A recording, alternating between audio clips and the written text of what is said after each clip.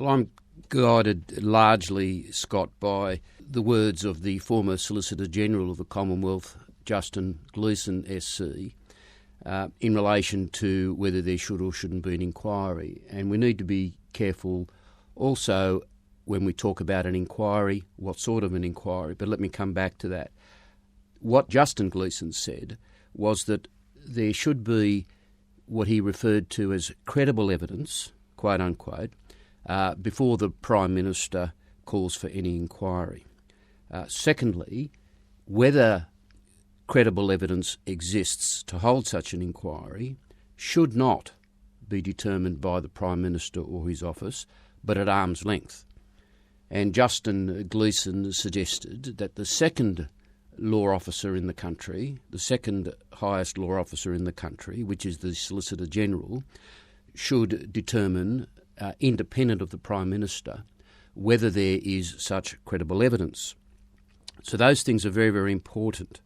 Now, in the event that the Solicitor General determined that there is not or not sufficient credible evidence to hold an inquiry, then I would suggest, Scott, and that would be the end of the matter, and the PM would be well within his rights to strongly resist populist calls for an inquiry. Tell us about the Solicitor General's role. The Solicitor General is traditionally a highly experienced and lawyer of high repute within the profession. The Solicitor General's role is, amongst other things, to advise the government in respect of various legal matters. And as I say, he or she is regarded as the second highest law officer in the state behind the Commonwealth Attorney General. But the other factor that needs to be clearly understood here, Scott, is an inquiry into what? Not an inquiry into whether the Attorney General should be charged with a criminal offence, whether he did what he's alleged to have done back in 1988, 33 years ago, whether he should be charged or not charged is a matter for the police within the jurisdiction in which the alleged offence is alleged to have occurred, and that's New South Wales Police. The inquiry that we are talking about here is an inquiry into whether the Attorney General is a fit and proper person to hold an office, hold his office as the highest law officer in the country.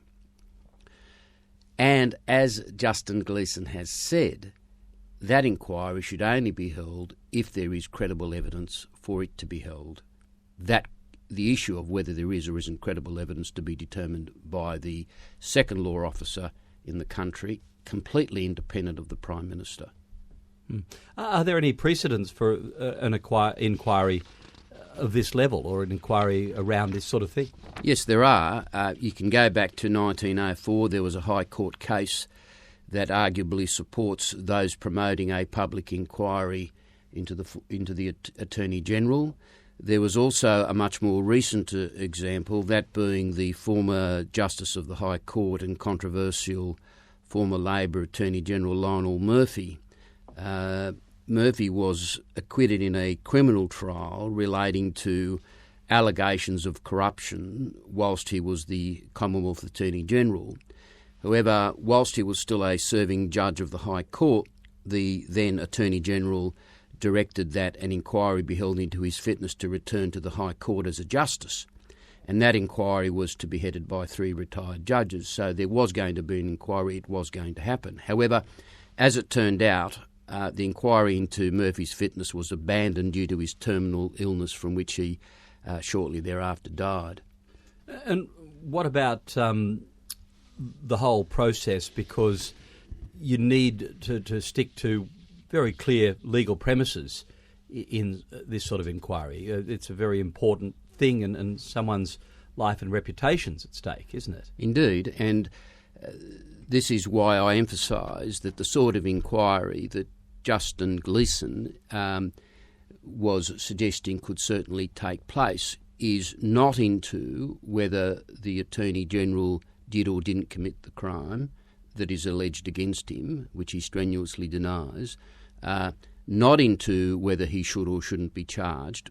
that is based on the evidence as we understand it at the moment, but only going to the issue of his fitness to continue in his role as the First Law Officer of the Commonwealth of Australia. Now, can I just draw an analogy here? Because he, as the Attorney-General, is not the only person in professional life that has to demonstrate that he or she is a fit and proper person to hold office or to practice their profession. Just by way of example, doctors and lawyers are in the same boat.